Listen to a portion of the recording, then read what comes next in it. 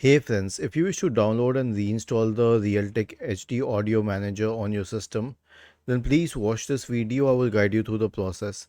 Now search for it on your browser, but I will prefer to search it on Google instead of Bing because of the search results. Now the first one will be from Realtek, so go to this one, okay, and then you can click on the first download option, accept it and download this file.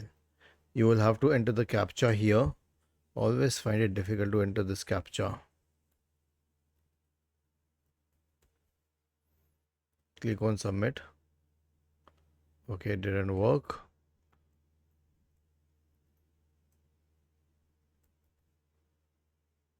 And then submit it.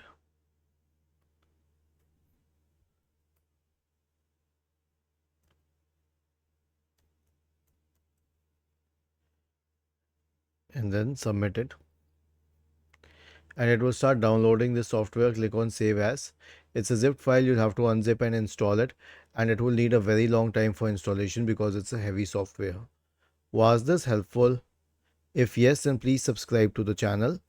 If not, then let us know in the comment section of the video on how we could help you further. Thank you for watching this video and have a nice day.